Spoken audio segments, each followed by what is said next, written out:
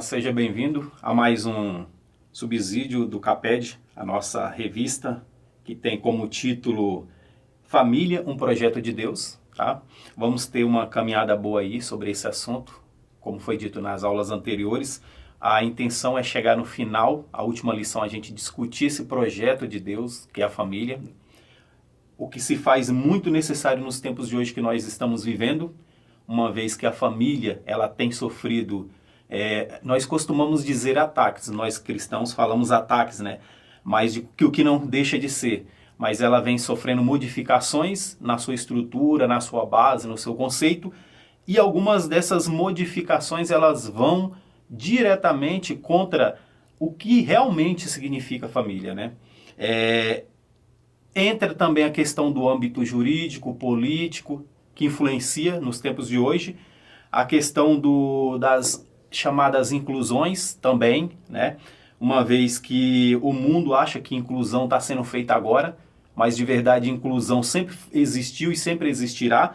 E a igreja, por exemplo, foi a primeira instituição, se a gente for olhar como sociologia, na área sociológica, a igreja foi o primeiro centro de inclusão de pessoas, de família, de diversidade. A verdadeira diversidade, se a gente olhar, está dentro da igreja, né?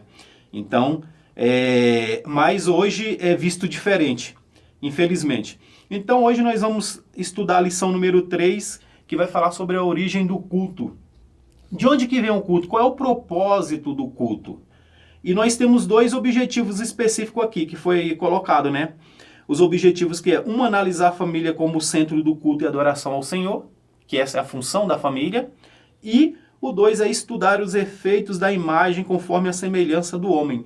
Ao longo dessa lição, a gente precisa responder essas duas questões, deixar transparente essas duas questões, que a família, ela é o centro de adoração a Deus. Ela foi formada com esse objetivo, né? A família foi formada com o objetivo de adorar a Deus. E os efeitos que a imagem, conforme a semelhança, né, que conforme a gente vê lá em Gênesis 1:26, os efeitos da imagem conforme a semelhança no homem. Qual é os efeitos que isso causa, tá bom? A leitura bíblica ela é bem curtinha, é Gênesis 4, versículo 25 e 26. Também não vamos precisar ler, né? Sei que durante as aulas vai ser feita a leitura. Isso aqui é só um subsídio para o professor. Fica à vontade para procurar textos e tudo mais, né?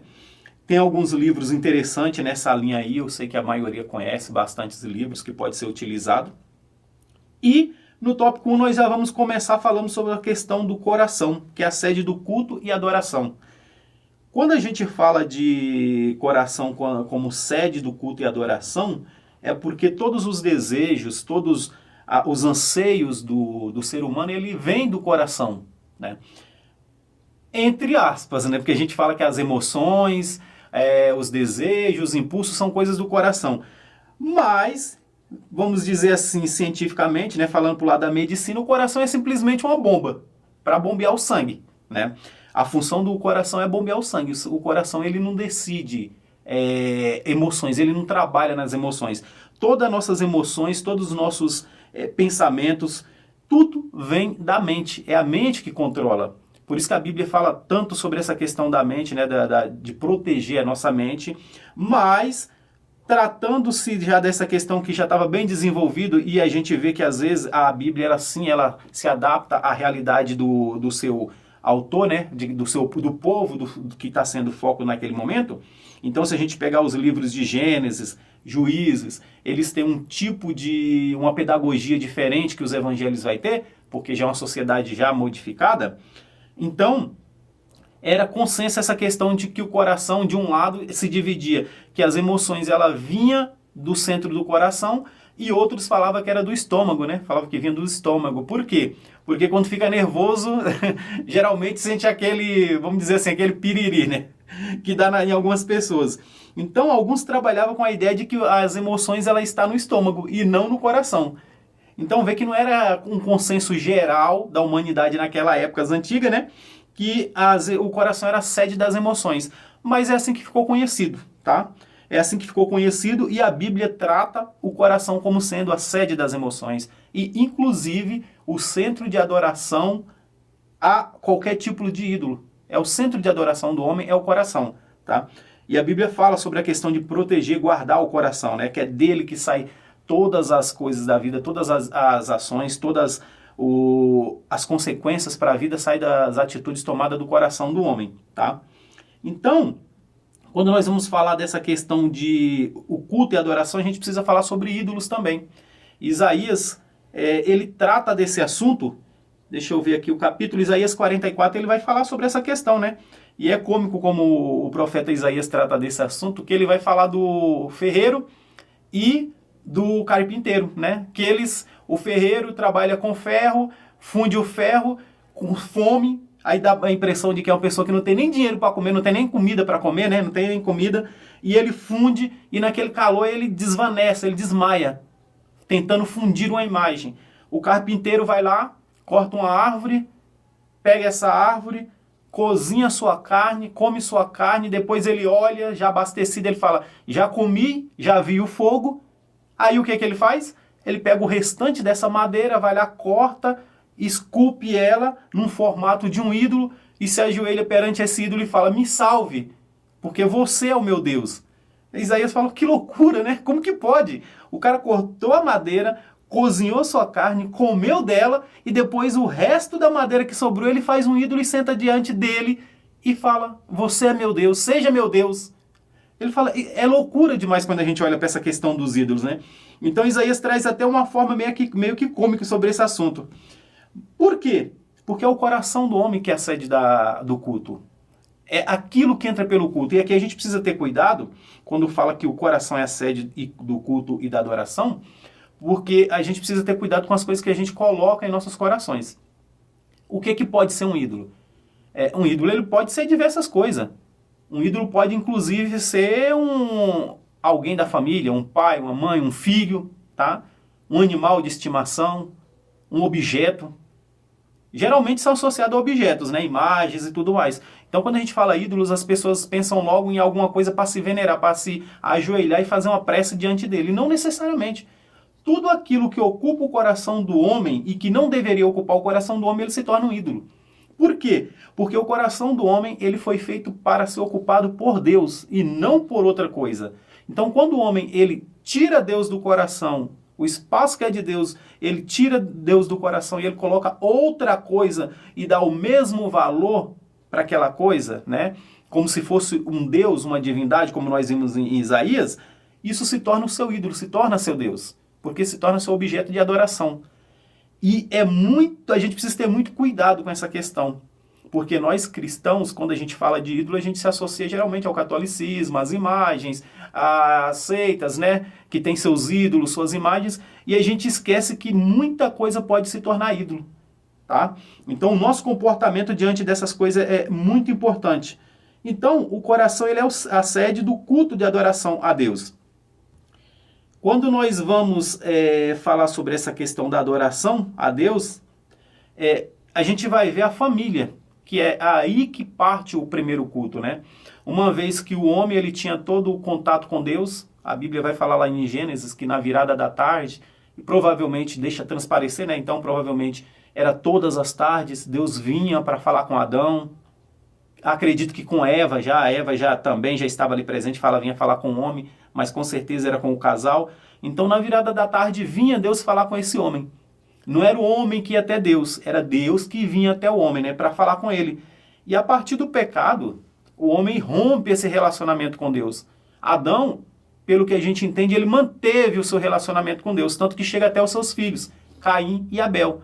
No entanto, Abel ele rompe com esse relacionamento de forma definitiva.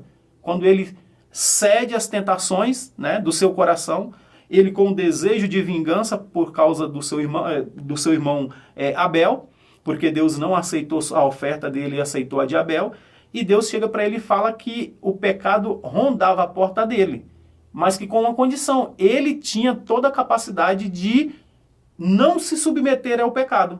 No entanto, ele decide se submeter ao pecado e ele rompe esse relacionamento com Deus de forma definitiva. E ao longo de Gênesis a gente vai ver que o culto a Deus ele se perde. Ali era um culto familiar, a família adorando a Deus. Caim, Abel, Adão, Eva, se tinha outros irmãos ou não, nós não sabemos, cita os dois, né? Mas ali a gente vê essa família, esse proto, né? Essa proto-família ali, o início da família, como ela realmente é. A gente vê que a primeira coisa que eles fazem é adorar a Deus. E para que adoração a Deus? Uma vez que é Deus que vinha até o homem, a partir do momento do pecado do homem, o homem também precisa ir até Deus. O coração dele tem desejo de ir até Deus, ele sente falta, ele sente necessidade. E é esse o grande motivo, que quando o homem ele não atende o desejo da alma dele, que a Bíblia fala que a alma anseia por Deus, né? A alma do homem, ela anseia, ela clama por Deus. No íntimo do homem, o homem não percebe, mesmo que o homem não saiba, mas a sua alma, ela clama por Deus, por esse contato.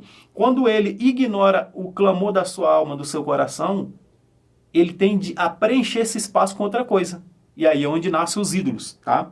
Então, a gente vê que ali Caim rompeu de vez com a adoração a Deus. E se perdeu ao longo do tempo, inclusive na linhagem de Sete, né? Então a gente vai ver que lá na frente o culto é restaurado a Deus novamente, que vai falar em Gênesis que voltar a cultuar a Deus. Só que, no entanto, no mesmo capítulo a gente vê que já se perde novamente. Porque nos tempos de Noé, ele era o único homem justo sobre a terra. Ou seja, era o único que tinha Deus, que temia Deus ainda. O restante não temia mais a Deus. Tanto que aí a gente vai ter a hecatombe mundial, que é o dilúvio. Por causa de quê? Porque os homens já não tinham mais adoração a Deus. Eles não adoravam mais a Deus. Eles não via Deus mais como sendo o centro de adoração. A fonte do seu coração, né? Onde eles deveriam colocar o coração deles. E o coração estava voltado 100% para eles. Eles, inclusive, duvidavam que Deus estivesse observando o que eles faziam, né? Eles duvidavam que Deus estava olhando aquilo. Ele fala, se Deus realmente nos vê, se Ele é quem diz que nossos antepassados diziam, então por que Ele permite que nós façamos o que fazemos, né? Então, o homem começa a duvidar de que Deus existe, tá? E aí a gente vai ver que acabou no dilúvio. Portanto, quando sai da arca, a família de Noé, após o dilúvio, quando ela sai da arca, a primeira coisa que eles fazem, primeira coisa, é fazer o quê? Matar um carneiro, né? Matar um carneiro e fazer um culto a Deus, um holocausto ali. Mais uma vez a gente vê ofertando a Deus, ou seja, o culto sendo restaurado. Noé mostrando que era assim que deveria fazer. E quem estava presente? Noé, sua esposa, seus filhos, noras. Ou seja, o culto mais uma vez no meio da família. E é assim que vai se seguindo, tá? Portanto, o homem ele tem necessidade de adorar a Deus, tá?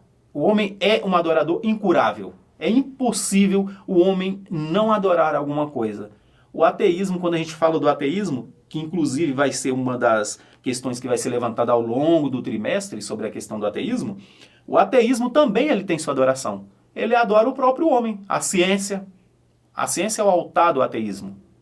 Então, quando a gente vai olhar, o homem, por natureza, ele é um adorador. É impossível o homem não adorar nada. Ser um ser totalmente desconectado da adoração. O problema é quando ele não entende quem deveria ser o foco da adoração dele, né? Então, quando chega no tópico 2 aqui, nós vamos ver a adoração a Deus e a crescente onda do ateísmo, tá? E aqui na revista nós temos a questão de um grande nome, que é o Nietzsche. Vai ter a citação sobre Freud, Richard Dawkins também, né? O britânico Richard Dawkins. Dentro da filosofia, o ateísmo é quando a gente fala, por exemplo, que essa questão de ateu, como hoje em dia nós conhecemos, que ateu é todo mundo que nega Deus. Negou que Deus exista já é um ateu. Não tem nenhuma divindade. Ele é o homem pelo homem, né? O homem é a medida de todas as coisas. Não tem a divindade. Então nós conhecemos ateísmo nessa forma. No entanto, os próprios cristãos, tá? Os próprios cristãos primitivos, eles eram considerados como ateus. Por que eles eram considerados como ateus? Porque era loucura no mundo que eles viviam, propagado por deuses, né? Múltiplos deuses, que era o politeísmo. Surgiu um povo que fala que não, que só existe um único Deus. Então eles veem aquilo como uma espécie de ateísmo, tá? Um grande filósofo conhecido mesmo, de todos, né? Inclusive quem não é fã de filosofia, não tem nenhum conhecimento, mas já ouviu falar, né? Faz parte da grade curricular escolar nossa, que é o Sócrates. Sócrates, inclusive, uma das, vamos dizer assim, das penas que pesaram na hora da morte dele, da condenação dele, foi de que ele tinha se tornado um ateu. Ele não acreditava mais nos deuses. Ele questionou a existência desses deuses. Então, vê que o termo ateu, ele vamos dizer assim, ele não é simplesmente para pessoas que não acreditam em nenhum tipo de divindade, tá? Hoje em dia é dessa forma que nós vemos. E qual é o problema do ateísmo hoje, no século que nós vivemos? Por que cresceu tanto? Primeiro, pela essa questão do intelectualismo, né? A gente vê muitos falsos intelectuais espalhados por aí e com ar de superioridade, e essas pessoas bastam falar que elas são ateus e o mundo já vê eles como gênios. São pessoas esclarecidas, não é assim que eles usam os termos, não. São pessoas esclarecidas, pessoas de mente aberta, evoluída, como se adorar a Deus fosse algo primitivo, que é essa a questão. Então a gente vê que no âmbito secular, intelectualizado, existe um esforço gigante para empurrar a igreja para a marginalidade. É um povo atrasado, é um povo que não tem mente esclarecida, são retrógrados, são cheios, precisa superar, vamos dizer assim, eles precisam evoluir e se recusam. Portanto, existe aí um esforço que muitas das vezes ele se torna meio imperceptível, mas ele existe, de empurrar a igreja para a marginalidade, tá? Então daí que vem essa questão. E aí a gente vai ver que a figura do ateu hoje em dia é visto como alguém intelectual, né? Se você for pegar os grandes filósofos de hoje, por exemplo, que é algo que, sinceramente, né, requer uma certa revisão, né? Porque se nós estudarmos a filosofia, o que é um filósofo, o que é filosofia, então essas pessoas caem em um certo descréditos, mas esse não é o nosso foco aqui. Então, basta dizer que é ateu. Se você for olhar as figuras mais intelectuais do momento nosso hoje aqui, se citar qualquer filósofo aí, né, desses de youtubers aí que nós encontramos, a primeira coisa que eles vão fazer é questão de dizer que eles são ateus. Por quê? Tem uma aceitação do público. Se falar que é filósofo cristão, aí fica mais esquisito ainda, né? Então, tem essa questão aí do tempo que nós estamos vivendo. Portanto, a evolução, nós não vamos entrar nesse contexto aqui, os irmãos fiquem à vontade para pesquisar, tá? A revista ela já dá também, né, uma ênfase aqui sobre essas duas figuras, que é o Nietzsche, especialmente a Nietzsche, com a sua Gaia Ciência, né, quando ele questionou Deus, aquela famosa frase que todos nós conhecemos, né, Deus está morto, tá? Então vem do seu livro A Gaia Ciência, publicado em 1982, né, que foi. E de lá para cá, Nietzsche ele acaba criando uma espécie de religião. Querendo ou não, ele acabou criando uma espécie de religião. Ou seja, os nietzschianos, né? Os nietzschianos, que são os verdadeiros adoradores de Nietzsche, vê o Nietzsche como uma grande figura e tal, idolatra Nietzsche. Aí vê a questão da sutileza da idolatria, mais uma vez, né? Tira Deus de cena e coloca Nietzsche no centro do coração. Então, vê que o que é a questão da idolatria? Como que cria-se uma idolatria? A gente precisa tomar cuidado com essas questões. Inclusive, nós cristãos, a gente precisa ter cuidado para que a gente não coloque grandes pastores famosos, teólogos famosos, como sendo uma espécie de ídolo no nosso coração. Porque às vezes a gente vê gente, alguns teólogos, que eles começam a falar, inclusive, né, gesticular, pregar, ensinar, falar, e você olha para aquela pessoa falando e você consegue identificar quem é que ele segue, quem é a fonte de inspiração dele. Você fala, olha, tal é fulano. Por quê? Porque essas figuras são famosas e é fácil de associar, né? Então, a gente vê um esforço grande para parecer com essas pessoas, quando, na verdade, o nosso esforço deve, né? Tem que ser parecer mais com Cristo. Falamos de parecer mais com Cristo, mas a pessoa está imitando um teólogo, um pastor famoso, ao invés do próprio Jesus. Então a gente vê a questão da sutileza da idolatria, tá? E no tópico 3, nós vamos falar sobre Adão, que gerou um filho à sua imagem conforme a sua semelhança, tá?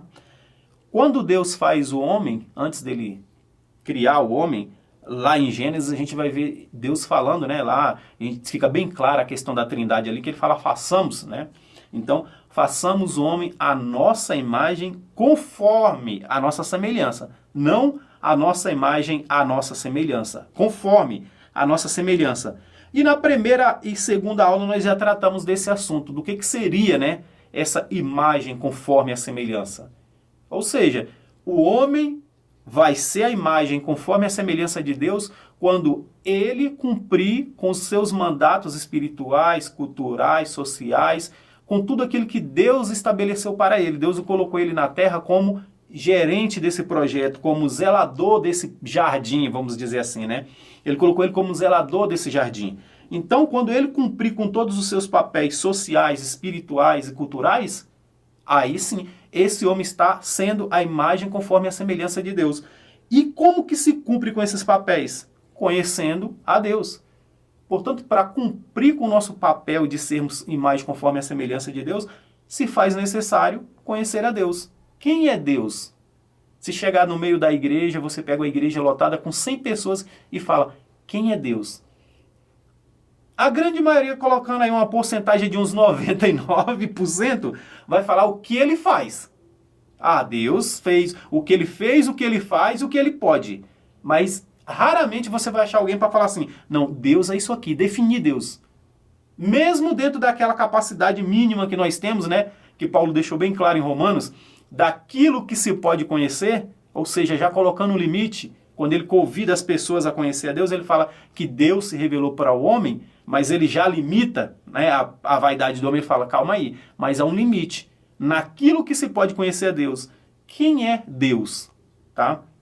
Então, é uma pergunta que a gente precisa se fazer. Inclusive, Jesus ele fez essa pergunta para os seus discípulos, né? Que é interessante que às vezes a gente não presta muita atenção. Quando aqueles discípulos voltam, os 12, e todos empolgados, falando que expulsou demônios no nome de Jesus e tudo mais, Jesus fala bem assim, quem eles diziam que eu era? Ah, uns falavam que era Elias, outros falavam que era o profeta Isaías, outros falavam... Aí ele fala, tá legal, entendi. E vocês, quem dizes que eu sou?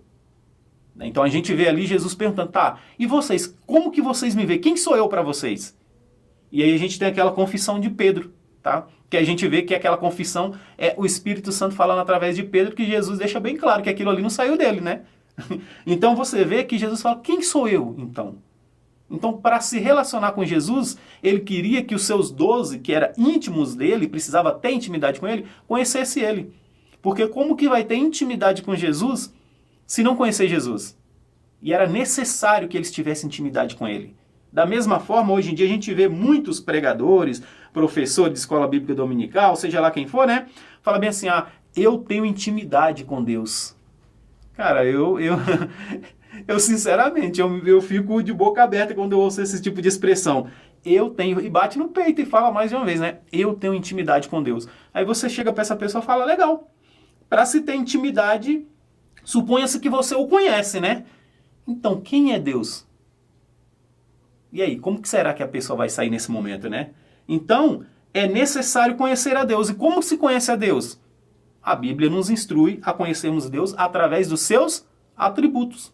Então, é necessário estudar os atributos de Deus para nós conhecermos a Deus. E aí a gente vai falar dos atributos comunicáveis, como nós classificamos para ficar mais fácil, né, do entendimento. Atributos incomunicáveis, que é exclusivos de Deus, ou atributos exclusivos, e os comunicáveis, que é aqueles que nós, de certa forma, através dos frutos do Espírito, nós herdamos, né, que é o senso de justiça, de bondade, de misericórdia, né? Então nós temos sensos de bondade, nós não somos bons, mas nós somos cobrados a ser pessoas boas. Nós não somos santos, só santo é Deus, mas somos cobrados a se santificar, entendeu? Então, nessa questão aí, quando o homem cumpre com esses papéis, aí ele busca conhecer, e aí fica mais fácil. Paulo, ele tem uma pedagogia fantástica, que ele vai lá e pega o Antigo Testamento e faz uma coisa mais simples para nós entendermos, né? E então, estudarmos o Antigo Testamento à luz do olhar de Paulo, fica bem mais fácil. Pelo menos para mim, ficou bem mais fácil. Então, Paulo vai falar sobre essa questão que ele vai falar. Então, essas coisas a gente consegue através dos frutos do Espírito. Mas qual é a característica para se obter os frutos do Espírito, né? E aí ele vai falar o que é fruto do Espírito. Então, a imagem conforme a semelhança do homem, o homem em Deus, ou de Deus no homem, é quando o homem ele cumpre com aquilo que ele foi feito para cumprir. Qual a minha missão? Para que Deus fez? Por que Deus criou o homem? Por que Deus criou a família? Instituiu família. Deus não poderia simplesmente deixar Adão e Eva só na terra, no paraíso? Por que ele constituiu a capacidade, fez eles dotados de capacidade de gerar, né? E sair e ali procriar e ter a família? Por que essa intenção? Então, é necessário a gente pensar nesses assuntos para que nós possamos adorar a Deus da forma correta. E aí vem a questão do culto racional, né? E que agrada a Deus, tá? Na aula passada, inclusive, nós até, se eu não me engano, nós falamos sobre esse assunto, um pouco sobre esse assunto aí. E aqui nesse tópico, tem uma pesquisa aqui que os irmãos vão encontrar sobre essa questão do jovem, né, das dificuldades para os jovens dentro das universidades, quando atinge vamos dizer assim, a maioridade e atinge o nível superior, as dificuldades que eles têm, tá? E eu achei muito interessante aqui essa do professor, o Dr. Felipe Fontes, quando ele vai falar, ele tem experiência há mais de 20 anos, né, dando aula no Mackenzie e em outros colégios aí, então ele tem essa experiência como cristão, autor de livro, pastor e tudo mais. Creio que ele tenha bastante, vamos dizer assim, base para poder se posicionar, né, principalmente como pastor e professor, né. Então ele vai falar sobre essas dificuldades dos jovens, que é interessante aí a gente discutir esses pontos com os jovens, sobre essa questão da chegada na universidade, né? É um mundo, né? Já se diz um mundo, literalmente é um outro mundo, é um mundo, né? Todo complexo, como que se comporta diante dessa situação? E aí, eu achei interessante que ele coloca um ponto aqui que poucos gostam de falar, né? Ou observar, não sei se tem capacidade de observar, e ele observou que é a questão da vaidade, né? Agora eu acessei o ensino superior, meus pais, geralmente é assim, né? Pelo menos da minha geração para trás, né? Meus pais, ele tem menos conhecimento que eu, então agora eu sei mais do que meus pais, então isso impacta no comportamento dentro de casa, como que eu vejo as coisas, né? Eu começo a moldar minha cosmovisão, né? Com essa mentalidade de quem sabe mais, de quem tem mais conhecimento, é mais esclarecido. Então, os pais eles se tornam, os pais acabam sendo vistos como pessoas ultrapassadas. E não é à toa que começa a se procurar conselhos, procurar exemplos em grandes pensadores, filósofos, né, pessoas famosas da mídia, ao invés de buscar conselhos dentro da própria casa. É claro que isso é bem complexo, porque isso aí vem de toda uma criação de infância, base e tudo mais, até chegar aquele momento, é óbvio também, né? Mas precisa se ter um cuidado, e foi um ponto aqui que eu achei interessante, que o Dr. Felipe Fontes ele levantou essa questão aí, tá? Então, quando nós vamos falar sobre essa questão aí do culto racional e que agrada a Deus, e a gente vê muito essa expressão, né? Quando começa o culto, irmãos, vamos começar o nosso culto racional. O que é culto racional? E aí a gente vai para Romanos. Romanos trata desse assunto, né? Então, quando a gente lê a carta aos Romanos, principalmente no capítulo 11, que parece que o capítulo dali já havia se encerrado o assunto e Paulo parece abrir um outro assunto ali, né? Mas que tem até um amém antes, tem até um amém é porque acabou, né? Então, a gente vê que ele vai tratar dessa questão do culto racional. E quando você lê a carta aos Romanos inteira e pega esses últimos capítulos, a gente vai entender o que é o culto racional. Porque muitos pensam que o culto racional é aquele culto cheio de emoção, carregado de emoção, de sentimento, ou então o culto intelectual, de uma pregação, né? Como diz uma palavra muito utilizada e pouco entendida, cristocêntrica. Não tem como ter uma pregação que não é cristocêntrica. Toda pregação, tudo que nós temos veio de Cristo, né? Mas enfim, então pensa que é dessa forma. E quando Paulo vai colocar essa questão aqui, ele vai ver que ele trata da questão do culto, do sistema de sacrifício ao longo da carta aos Romanos. E ele chega a um ponto onde ele fala bem assim, então, você entendeu que agora essas coisas acabou, né? Não tem templo mais para se sacrificar. Você é o templo. Aí Paulo nos joga como sendo templo. Ele fala, você é templo, morada do Espírito Santo, tá? Então a partir de agora, você é o templo, você é a oferta, você é o sacerdote, ou seja, o centro da adoração a Deus, o culto racional, ele passa a ser não um momento naquela janelinha quadrada ali, né, de culto ali, de, sei lá, 1 hora, 2 horas de culto, 3 horas, depende do local, né, da liturgia. Então, não passa mais a ser restringido aquele quadradinho ali de tempo. O culto racional, perante a mentalidade de Paulo, conforme a mentalidade de Paulo e na carta aos Romanos, o culto racional é o seu convívio dia após dia sobre a terra como cristão. Paulo deixa bem claro que como que eu posso ser templo, morada do Espírito Santo só num quadrado de tempo? No meu trabalho eu não sou, na minha escola, na faculdade eu não sou, na escola eu não preciso ser, na rua eu não preciso ser. Então vê que Paulo joga o culto racional e fala, então agora entenda uma coisa, se antes precisávamos ir até o templo para sacrificar, para estar na presença de Deus, para acessar a Deus e ofertarmos o culto a Ele, ele fala, então agora tem que ser constante. Esse culto precisa ser constante, ele tem que ser dia após dia, momento após momento. Então o culto racional que Paulo defende aqui não é um culto intelectualizado nem sentimentalizado, é o culto constante da sua vida, o seu comportamento. Vê que trata muito da questão do nosso testemunho, de como nós agimos. Paulo vai falar de política, da obediência às leis, ao sistema de justiça, ao sistema político. Então, o nosso posicionamento perante o mundo é que vai definir que tipo de culto nós estamos apresentando a Deus, tá? Então não é só aquele momento ali reservado daquele quadrado de tempo, não. Então o culto racional, conforme Paulo nos ensina, é a nossa vida cotidiana, tá? Então por isso que eu achei interessante esse apontar do Dr. Felipe aqui sobre o comportamento do jovem quando ele acessa a faculdade. Porque longe dos olhos dos pais, longe dos olhos do pastor, né, dos líderes do grupo, da mocidade, seja lá como for, mas não longe dos olhos de Deus, porque Deus contempla o tempo todo. E Paulo já deixou bem claro que você é templo e morada do Espírito Santo. E o Espírito Santo ele não adormece, não tem aquele momento, opa, vai começar o culto e ele despertou. Não, ele é constante, ele está agindo constantemente na nossa vida. Por isso que o nosso culto racional é o comportamento diário, tá? E quando nós chegamos na igreja, é só complemento desse culto racional. Então nós não vamos entrar num culto racional, nós já estamos no culto racional. Nós precisamos viver como culto racional a Deus, tá bom?